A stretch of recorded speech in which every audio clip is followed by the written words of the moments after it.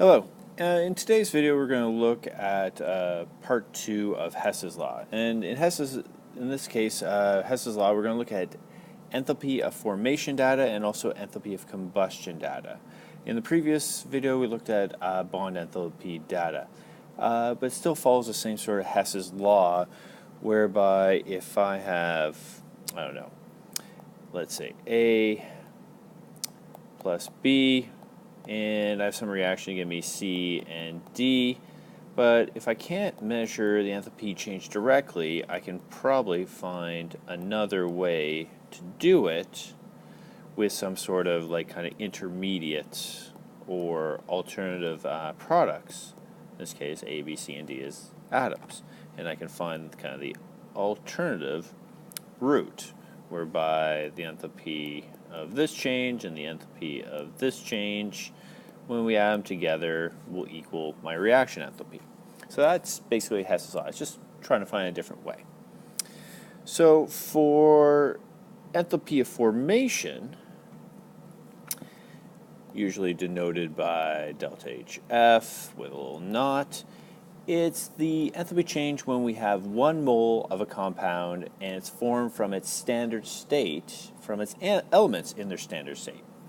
So if I say wanted the enthalpy of formation for, let's say, water, so H2O, I know that it would have to come from an equation or a reaction where I have H2 gas, because H2 gas is hydrogen standard state, plus, in this case, 1/2 of O2 gas, and that gives me 1 mole of H2O, in this case, as a liquid, because that's what it is in its standard state, kind of room temperature.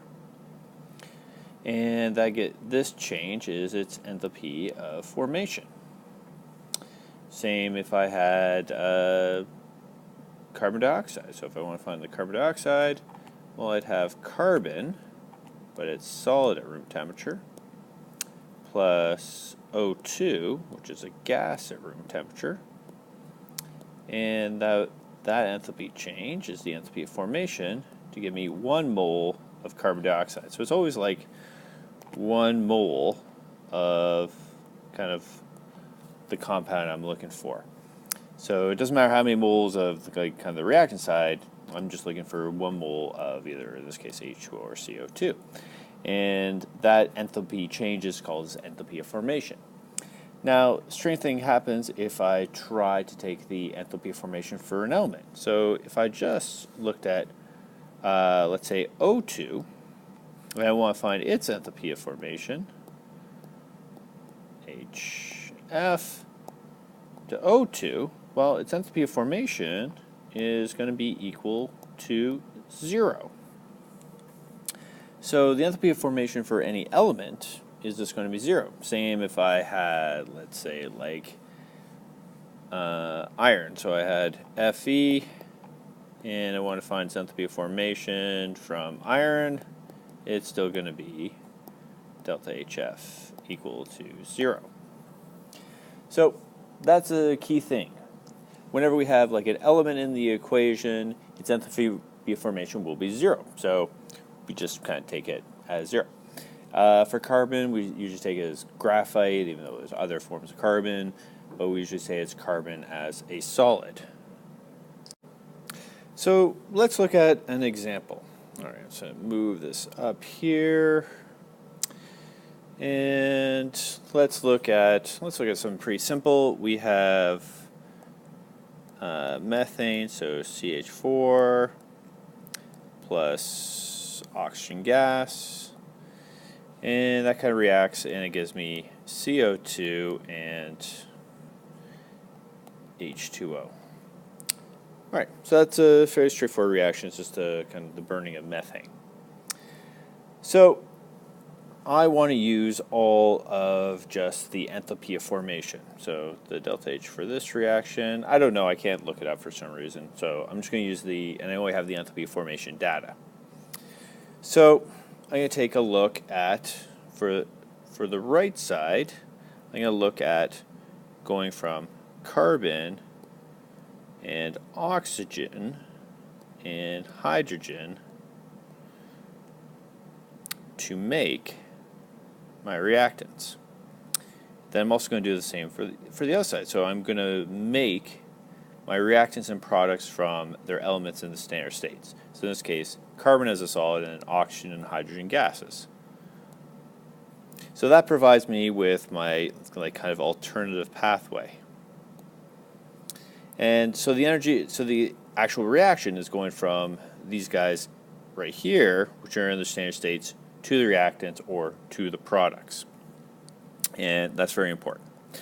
So for my reactants, I'm going to add up all of the formations, the enthalpy formations for both my reactants. So I'm looking at the delta HF for methane plus the delta HF for oxygen. But oxygen I already know it's going to be 0 because that's an element. It's not really going to change. So I'm just looking at the enthalpy of formation for methane, and that I looked up, and it's negative 75 kilojoules per mole. Now on the other side, I'm just going to slide this over, I have both CO2 and H2O. So I have the delta H products is going to be my delta HF for CO2 plus my delta HF for H2O.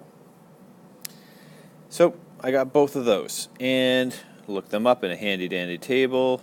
And oh, actually, one thing, I forgot to balance it.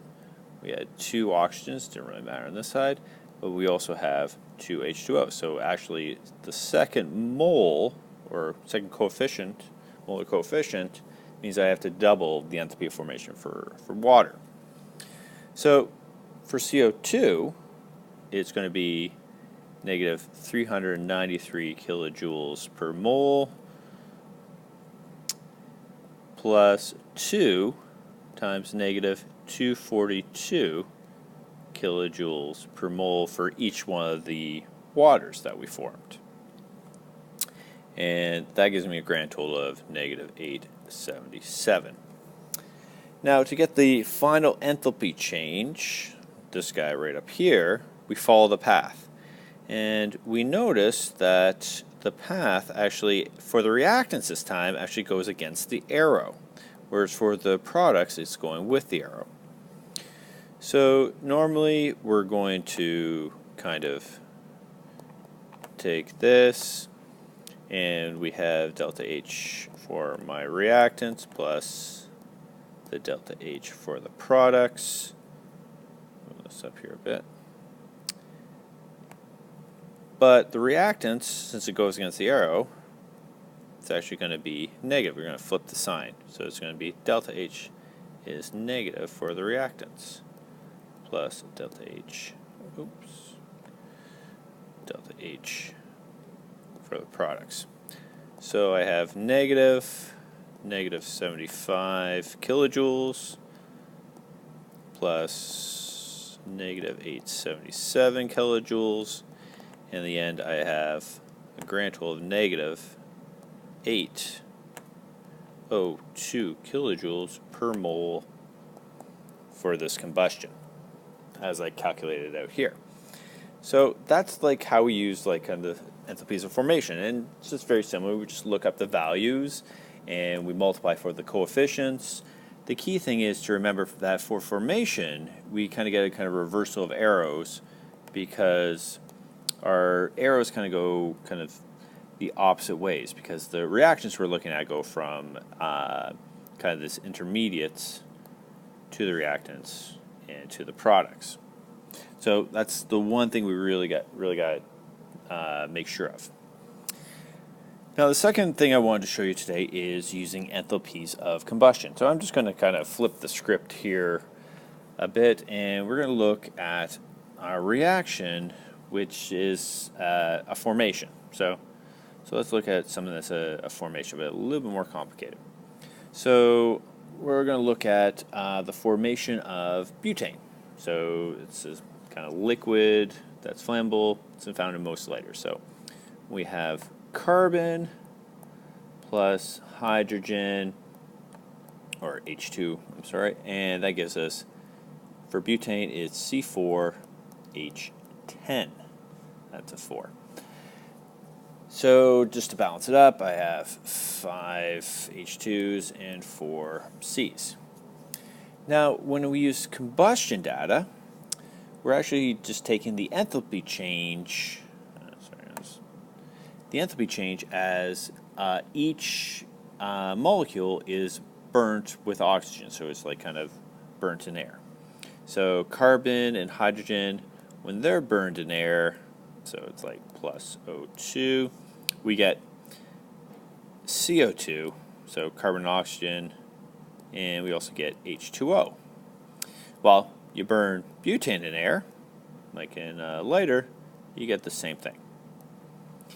You get carbon dioxide and water. So we get those kind of enthalpy changes. So on the reactant side, I'll put in blue, delta HR,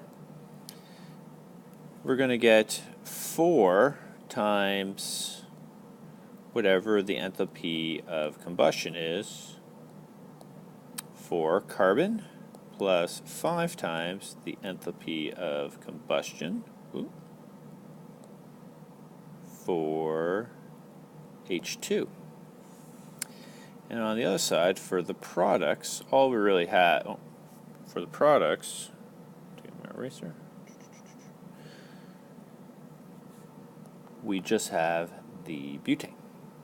So it's the enthalpy of combustion for C4H10. So on this side, and I've looked these up just previously, for the carbon, we have 4 times negative 393 kilojoules plus 5 times negative 242 kilojoules. And the enthalpy of combustion for butane is negative 2877 kilojoules. So we got both of those. Oh, I just add up the products, and that just equals to negative 2782 kilojoules. So look at my pathway. Well, this time I'm going with the reactants and against kind of the products. So my end kind of reaction, I have delta H reactants plus delta H products. Reactants doesn't really change.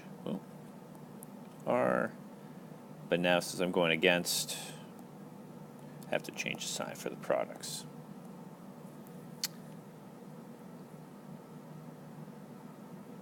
So just so we can still see both those values. So plug them in. I have negative 2782 for my reactants. Subtract negative 2877 for my products. Negative negative becomes a positive, and I actually get a positive value here, which is somewhat unusual but not unheard of. Kilojoules per mole for this formation. So the enthalpy formation that we found out for butane is going to be a positive 95 kilojoules per mole. But bear in mind, we're not taking into account the changes in states and everything like that. We're just kind of calculating very basically from its combustion enthalpies.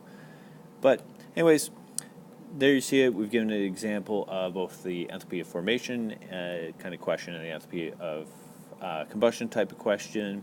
And the main thing that we realize when we set these up, we always want to kind of find either the intermediates or just kind of use one set of data. Because even this kind of question with butane, we are ostensibly looking at a formation, but we're using combustion enthalpies. And for the last question, previous question where we were looking at a combustion and we were using formation enthalpies. So they can be used like kind of vice versa, but the main thing is, especially for the arrows, is to think about the data we're using and set up the reaction pathways where appropriate. All right.